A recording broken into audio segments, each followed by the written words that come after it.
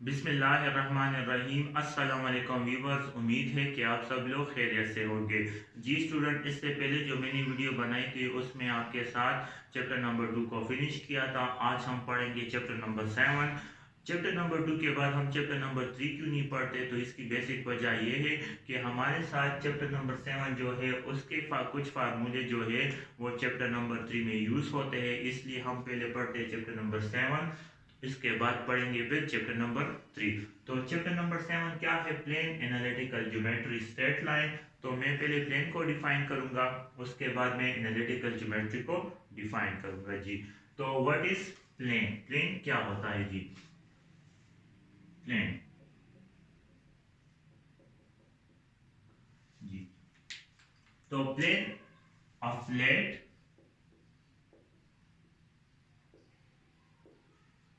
To dimension surface, ठीक है। A flat two dimension surface which extend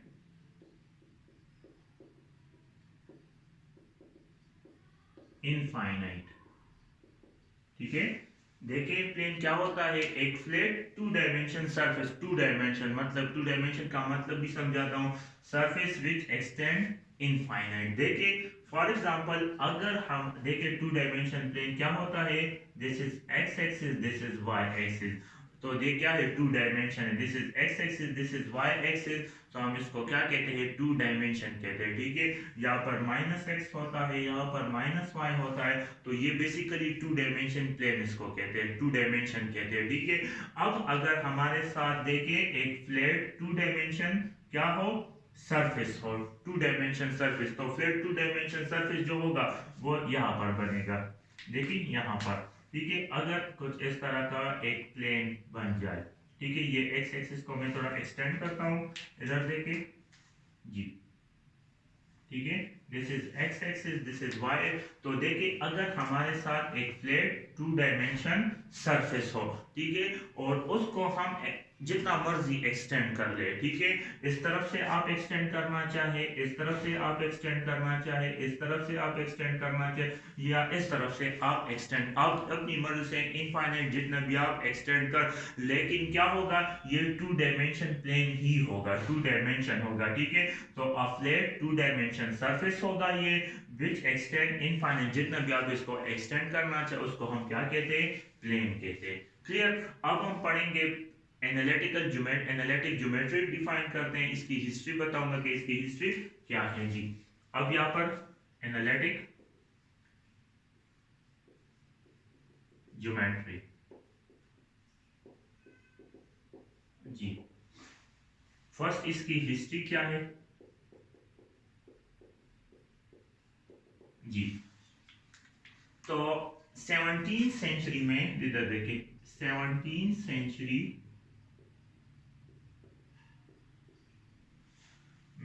में एक फ्रेंच मैथमेटिशियन था,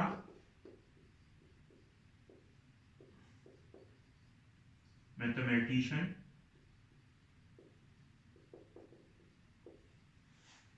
ठीक है। 17 सेंचुरी में फ्रेंच मैथमेटिशियन था, नेम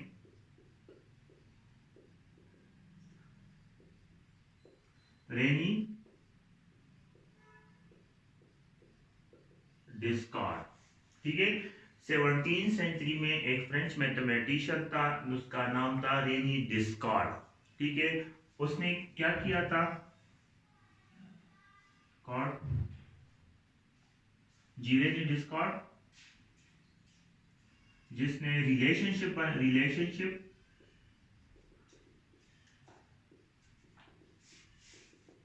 किस किस का? अलजबरा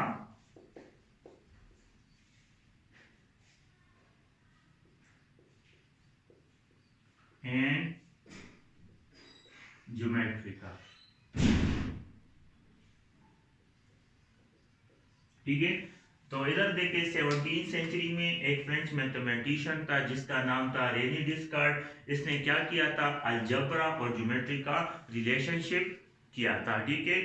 तो देखिए इस रिलेशनशिप को देखे, फिर रेनी डिस्कार्ड को हम क्या कहते हैं, फादर ऑफ एनालिटिक ज्योमेट्री भी कहते हैं। ठीक है, देखिए हिस्ट्री क्या है इसकी। 17th सेंचुरी में एक फ्रेंच मैथमेटिशियन था जिसका नाम था रेनी डिस्कार्ड। ठीक है, जिसने क्या किया था, अलजबरा और ज्योमेट्री का रिलेशनशिप क्या किया था, मालूम किया था।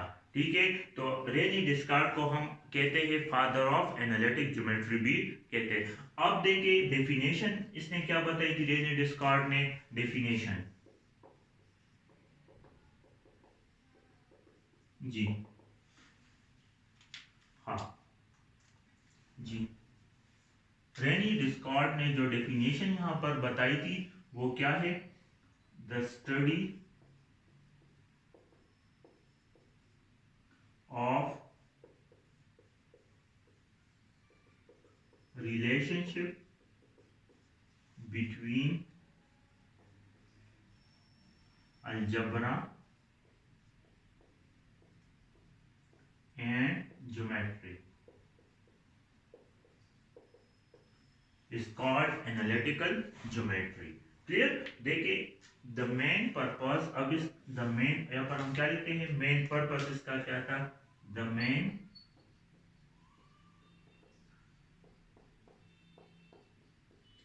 Purpose of this geometry is the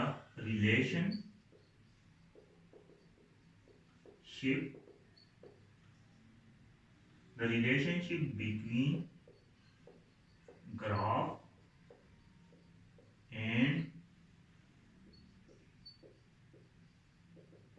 equation of graph। जी, इधर देखें दोबारा से समझो तो एनालिटिकल ज्योमेट्री की हिस्ट्री क्या है। तो हिस्ट्री क्या है कि 17th सेंचुरी में एक फ्रेंच मैथमेटिशियन था जिसका नाम था रेनी डिस्कार्ड। इसने क्या किया था, अलजबरा और ज्योमेट्री का रिलेशनशिप किया था। ठीक है, और इसको हम रेनी डिस्कार्ड को हम कहते हैं फादर ऑफ एनालिटिक ज्योमेट्री भी कहते हैं। ठीक है, डेफिनेशन इसने क्या बताई थी, the study of relationship between algebra and geometry is called analytic geometry. Analytic geometry, ठीक है। मेन पर्पस इस ज्योमेट्री का क्या था कि हमारे साथ जो ग्राफ है, ठीक है, और इक्वेशन ऑफ ग्राफ है, इसके दरमियान जो रिलेशनशिप है उसको मालूम करना था। जी, तो इधर देखिए एक्सरसाइज 7.1 के लिए जो पहला फार्मूला है वो क्या है, डिस्टेंस फार्मूला।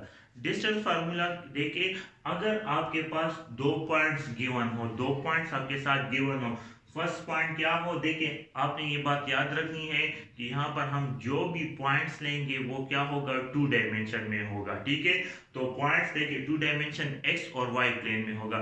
तो देखिए P1 पॉइंट जो होगा, टू पॉइंट है तो P1.1 वो x1 y1 आपके साथ गिवन हो, और P2 पॉइंट क्या होगा, x2 y2 पॉइंट गिवन हो। ठीक है, सो फिर आप इन दोनों के दरमियान डिस्टेंस को कैसे फाइंड करेंगे, तो उसके लिए फार्मूला क्या है कि distance equal to under root x2 minus x1 whole square plus y2 minus y1 whole square. ये फार्मूला कब यूज होगा, जब आपके पास दो पॉइंट्स गिवन होंगे। क्लियर, सो अब हम इस फार्मूले की मदद से हम एक्सरसाइज 7.1 पे क्वेश्चन नंबर 1 करते हैं कि क्वेश्चन नंबर 1 क्या है। ठीक है, the 3 point a minus 1 3 b 2 1 and c 5 1। ठीक है, 3 पॉइंट्स हमारे साथ गिवन है क्वेश्चन में, हमने शो करना है, शो डेट कि क्या A B plus B C जो है वो ए सी के बराबर है कि नहीं है। जी, तो सॉल्यूशन हम लिखेंगे, सॉल्यूशन इसका क्या होगा, सॉल्यूशन। जी, तो देखिए अब हम गिवन गिवन हमारे साथ क्या है, गिवन डेट कि ए x1 y1 जो है वो बराबर है -1 और 3 के बराबर है। क्लियर, b x2 y2 बराबर है 2 और 1 के बराबर है, और c x3 y3 बराबर है 5 और 1 के बराबर है। इधर देखिए यहाँ पर जो x1 है वो -1 के बराबर है, y1 3 के बराबर है, x2 2 के बराबर है, y2 1 के बराबर है, x3 5 के बराबर है और y3 1 के बराबर है। क्लियर। अब शो हमने क्या करना है, शो जी, शो हमने क्या करना है कि A B plus B C क्या बराबर है ए सी के। ठीक है कि क्या A B plus B C बराबर है ए सी के, तो हम इसको शो करेंगे। First find A B. ठीक है, हम क्या करते हैं, फर्स्ट फाइंड करते हैं ए बी। सो देखिए जब हम ए बी का डिस्टेंस मालूम करेंगे तो वो कौन से फार्मूले से मालूम करेंगे, distance equal to x2 minus x1 whole square plus y2 minus y1 whole square से मालूम करेंगे जी। तो देखिए ए बी, ठीक है, इसका डिस्टेंस ए से बी तक का जो डिस्टेंस है वो हम कैसे मालूम करेंगे। देखिए अब हमेशा ये बात आपने याद रखनी है कि b का के पॉइंट्स को हमने पहले लिखना होगा और y का जो पॉइंट है वो हमने बाद में लिखना है। ठीक है, सो देखिए x2 पहले लिख लिया, देखिए ये b का पॉइंट है x2 और फिर क्या होगा x1, ये a का पॉइंट आ गया। ठीक है, देखिए x2 माइनस x1, ये x2 हम पहले लिखेंगे, ये b का पॉइंट होगा, माइनस साइन होगा और फिर पॉइंट ए आएगा। ठीक है, तो ये x1 होल स्क्वायर प्लस, अब देखिए y2 माइनस y1, तो देखिए y2 का और b का जो पॉइंट है y वो पहले आ गया और a का जो पॉइंट है वो बाद में आ गया। तो फार्मूला कुछ इस तरह होगा। ठीक है, x2 minus x1 whole square plus y2 minus y1 whole square. तो इससे देखिए, आप देखिए x2 इसमें क्या है, x2 2 है और x1 -1, तो आप इसमें पुट कर दे। सो ए बी इक्वल टू जी, जो x2 है वो 2 है, देखिए x2 क्या है, वो 2 है, सो 2 माइनस x1 क्या है, -1 है, तो देखिए ये नेगेटिव अपनी जगह पे आएगा और यहाँ पर क्या हो जाएगा, -1 होल स्क्वायर हो जाएगा। ठीक है, दो साइन आए तो एक को फिर हम क्या लिखेंगे, ब्रैकेट में लिखेंगे, फिर प्लस साइन आएगा, y2 की वैल्यू क्या है, देखिए y2 की वैल्यू 1 है, फिर नेगेटिव का साइन है और फिर y1 की जो वैल्यू है वो 3 होल स्क्वायर हो जाएगा। So A B equal to ji, so क्या आ जाएगा, 2 plus 1 whole square plus 1 minus, sorry इससे क्या आएगा, 1 माइनस 3 से -2 होल स्क्वायर हो जाएगा। सो देखिए आप ए बी इक्वल टू, इससे क्या आएगा 3 स्क्वायर जी प्लस 2 स्क्वायर आ जाएगा, तो क्या आएगा A B equal to 9 plus 4। ठीक है, 9 plus 4, so A B is equal to 13 आ जाएगा। क्लियर। अब जो नेक्स्ट पॉइंट है, ठीक है, वो क्या है, इधर देखिए दिस इज -1। ठीक है, ये क्या है, ये -1 है। ठीक है, दिस इज -1 जी। ठीक है, ये -1 है। अब नेक्स्ट जो पॉइंट क्या है जी, ये तो ए बी फाइंड हो गया। अब हमने क्या फाइंड करना है, बी और सी को फाइंड करना है। ठीक है, नाउ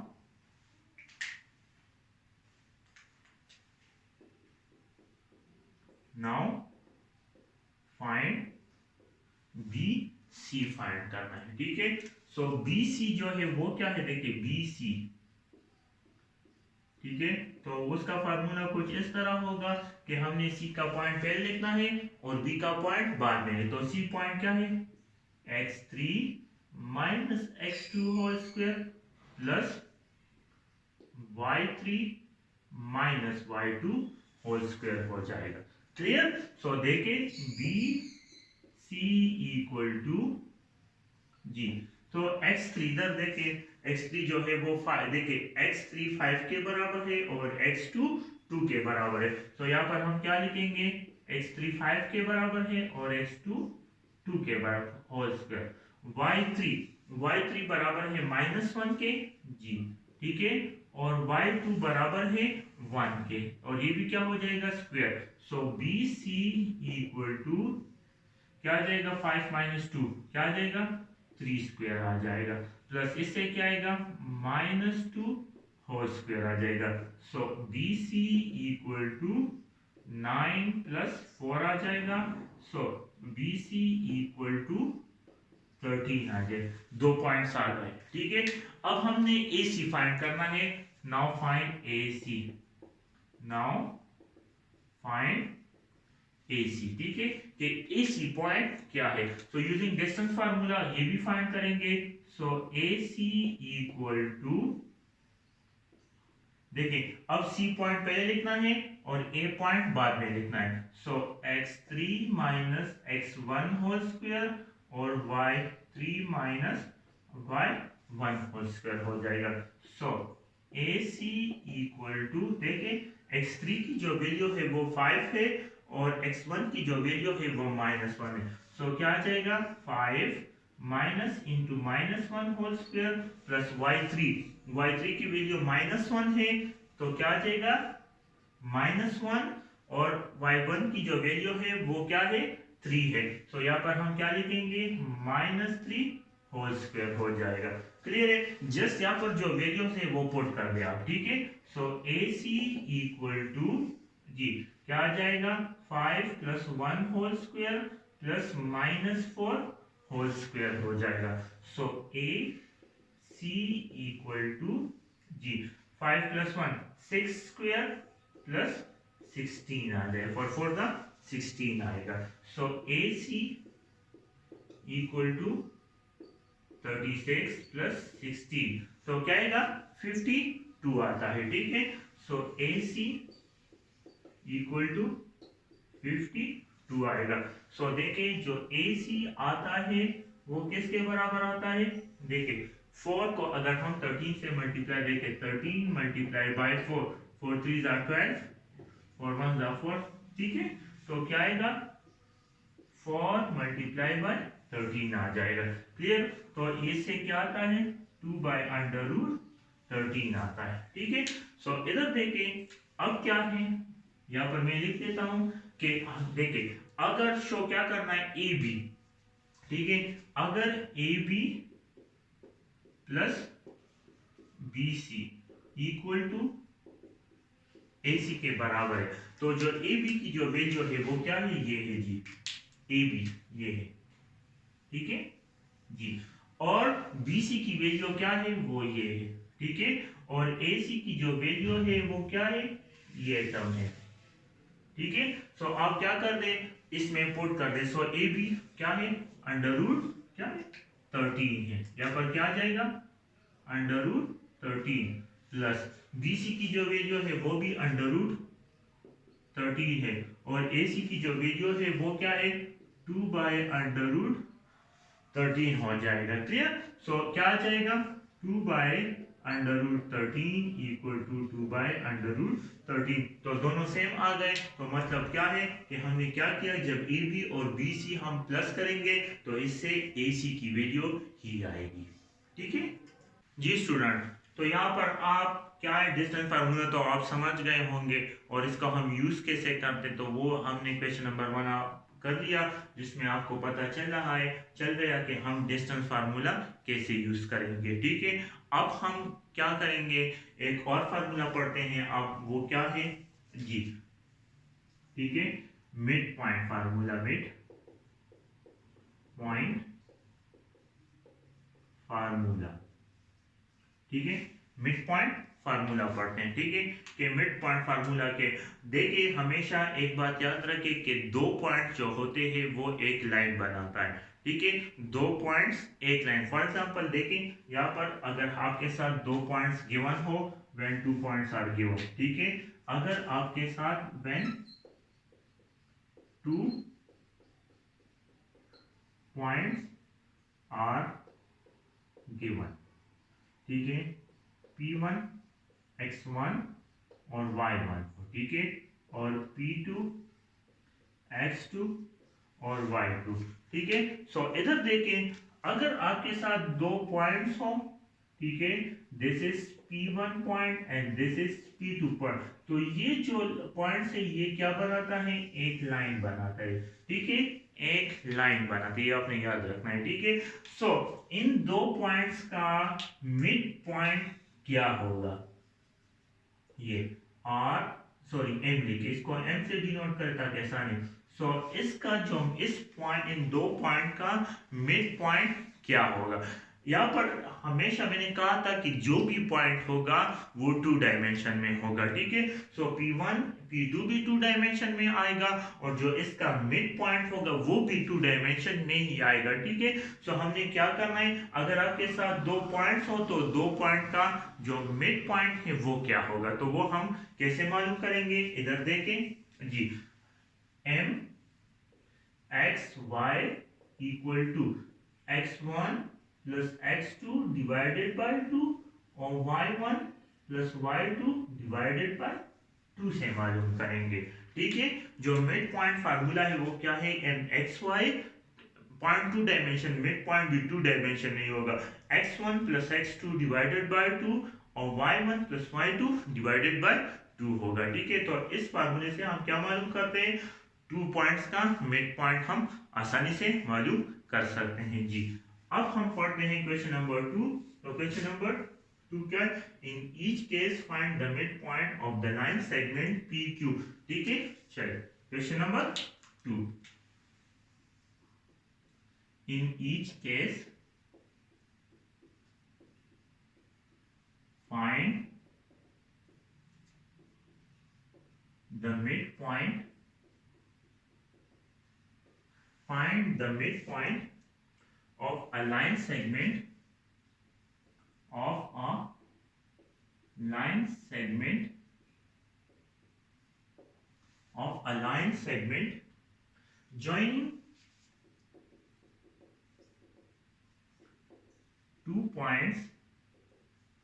ठीक है, joining two points जो क्या है, P1 x1 y1 है और P2 x2 y2 है। ठीक है, सो देखिए दो पॉइंट्स जो है P1 P2 दो पॉइंट्स हैं जो एक लाइन सेगमेंट बना रहा है, उस लाइन सेगमेंट का आपने मिड पॉइंट मालूम कैसे करना है। ठीक है, सो नंबर ए पार्ट जो इसमें है, पॉइंट नंबर 1 क्या है, P 10 20 10 और 20। ठीक है, और Q जो पॉइंट है वो क्या है, -12 और क्या है, -8 है। ठीक है, यहाँ पर मैंने P2 लिख लिया, कोई मसला नहीं है, बुक में जो है वो Q है तो यहाँ पर आप फिर Q लिखे। ठीक है, चलिए इसको हम Q करते हैं। ठीक है, Q कर लिया। ठीक है, सो देखिए दो पॉइंट्स है P और Q, दो पॉइंट्स है, तो P पॉइंट क्या है, ए पार्ट में जो P पॉइंट है वो 10 और 20 है और Q जो पॉइंट है वो -12 और -8 है। तो ये दोनों हमारे साथ क्या बनाता है, एक लाइन सेगमेंट बनाता है। उस लाइन सेगमेंट का हमने क्या बनाना है, मिड पॉइंट मालूम करना है। ठीक है, सो सॉल्यूशन जी, यहाँ पर हम क्या करेंगे, P x1 गिवन जो है, sorry given that P x1 y1 बराबर है 10 और 20 के, और Q x2 y2 जो पॉइंट है वो -12 और -8 के बराबर है। और फाइंड क्या करना है, find m mid point, this is m is the mid point. ठीक है, m x y हमने मालूम करना है जी। सो क्या करेंगे हम, यूजिंग मिड पॉइंट फार्मूला,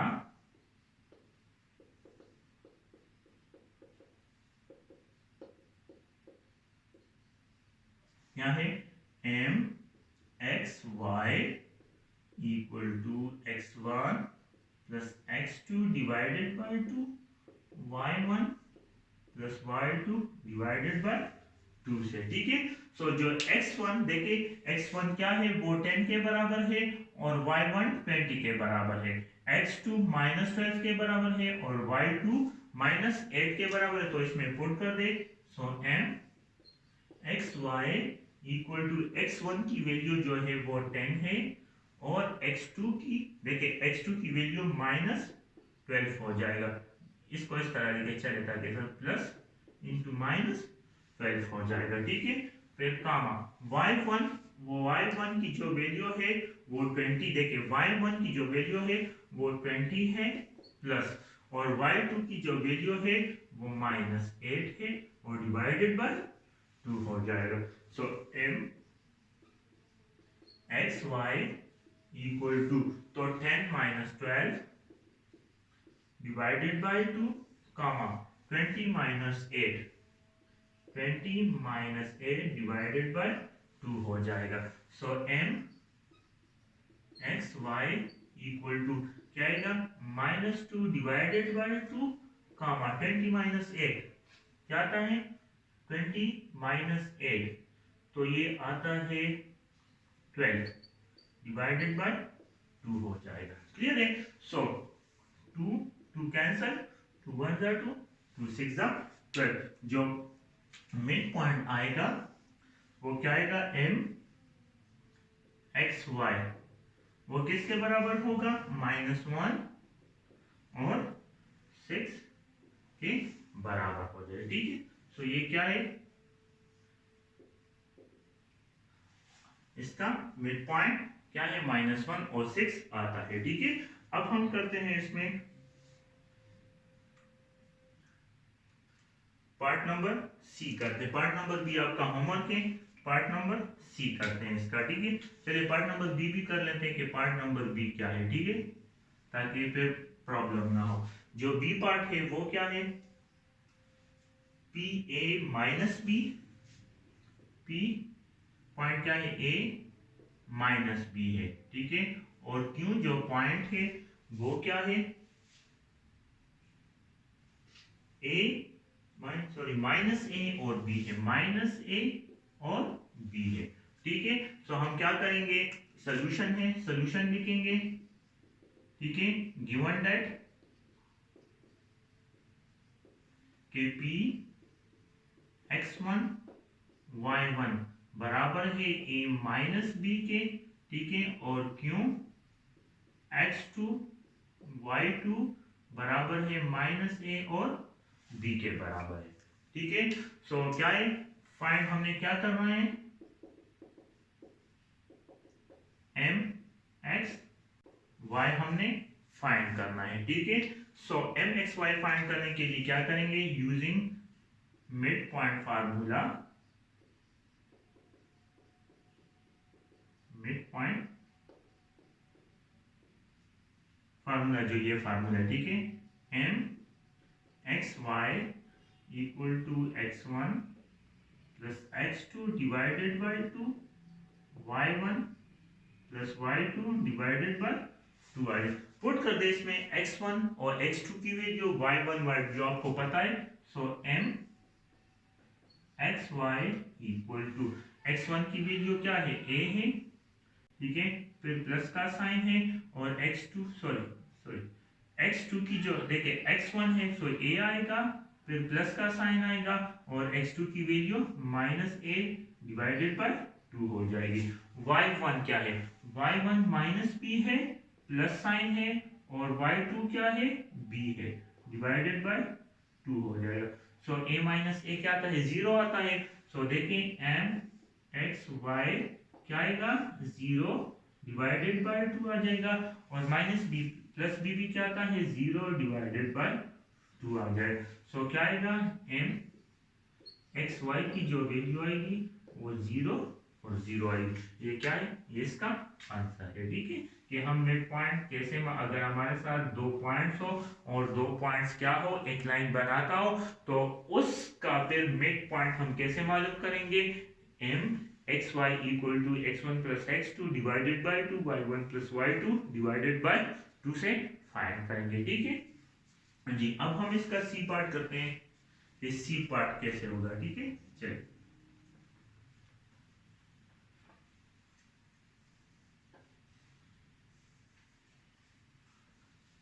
जी। तो सी नंबर पार्ट जो है वो क्या है, P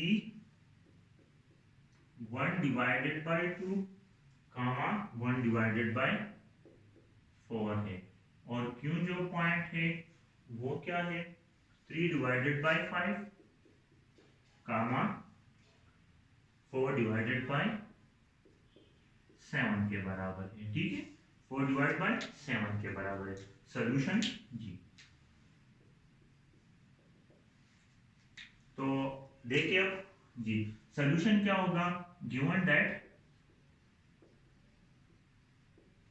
p x1 y1 equal to 1/2 और 1/4 है। ठीक है, यहाँ पर क्यों x2 और y2 जो है इक्वल टू किसके बराबर है, 3/5 एंड 4/7 के बराबर है। क्लियर है, p x1 y1 1/2 1/4 के बराबर है, and q x2 y2 3/5 and मतलब के x1 1/2 के, y1 1/4 के, x2 3/5 के एंड y2 4/7 के बराबर है। फाइंड क्या करना है, मिड पॉइंट मालूम करना है हमने, फाइंड एम एक्स वाई हमने मालूम करना है। ठीक है, M is a mid point. ठीक है, so using mid point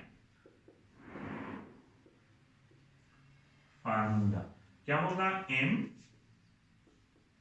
x Y equal to x1 plus x2 divided by 2 y1 plus y2 divided by 2 आ जाएगा।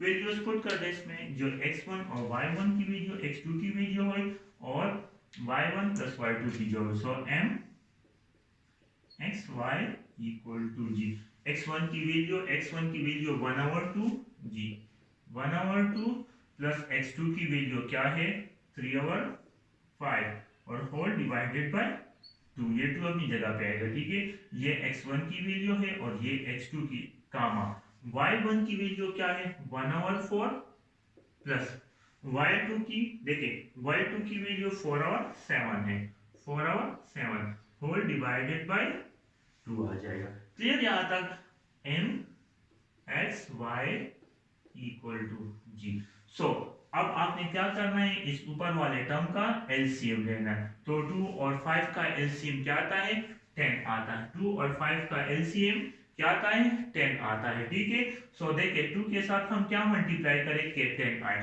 तो 2 के साथ जब हम 5 को मल्टीप्लाई करेंगे तो 10 आए, सो यहाँ पर क्या आ जाएगा, मल्टीप्लाई बाय 5, यहाँ पर भी मल्टीप्लाई बाय 5, सो 5 1 जा 5 आ जाएगा।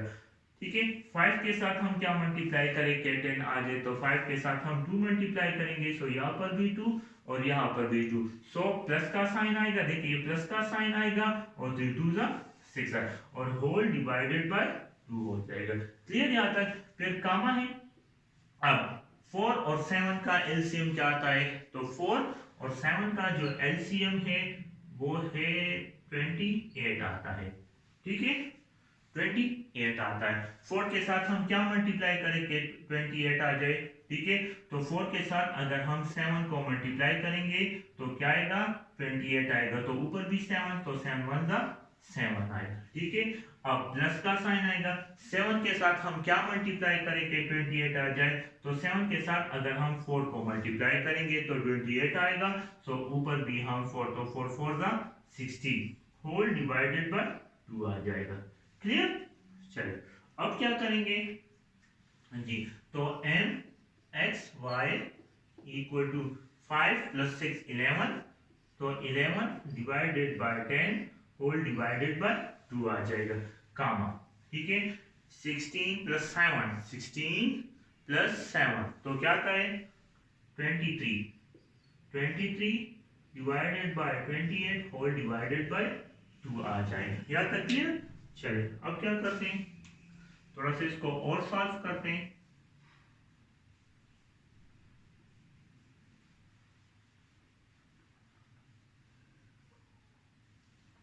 जी, सो देखें ये टू, देखें तो मैं इसको इस तरह लिख सकता हूं कि n X Y equal to, देखिए 11 डिवाइडेड बाय 10, ठीक है, होल डिवाइडेड बाय 2 है, तो यहाँ पर मैं क्या लिखूंगा, होल डिवाइडेड बाय क्या आ जाएगा, 2 आ जाएगा। इसको मैं इस तरह, चलिए इसको इस तरह करें कि देखें 2 को हम क्या करेंगे 10 के साथ मल्टीप्लाई करेंगे और इस 2 को हम 28 के साथ मल्टीप्लाई कर देंगे, ठीक है। सो क्या आएगा 11 डिवाइडेड बाय 20 आ जाएगा, कामा 23 जी 28 मल्टीप्लाई बाय 2, सो 8 2 16 6 आएगा और 1 के 2 2 4 4 प्लस 1 56 आ जाएगा इससे, ठीक है। तो ये क्या आएगा, इसका मिड पॉइंट आएगा जी। तो ये क्या है, ये इसका मिड पॉइंट है जी।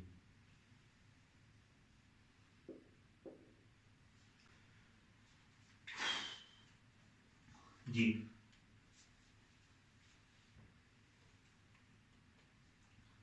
तो उम्मीद है कि आपको मेरी ये वीडियो पसंद आई होगी। अगर पसंद आई है तो आप मेरे YouTube चैनल को ज़रूर सब्सक्राइब करें और साथ में बेल के आइकन को ज़रूर क्लिक करें। Thank you.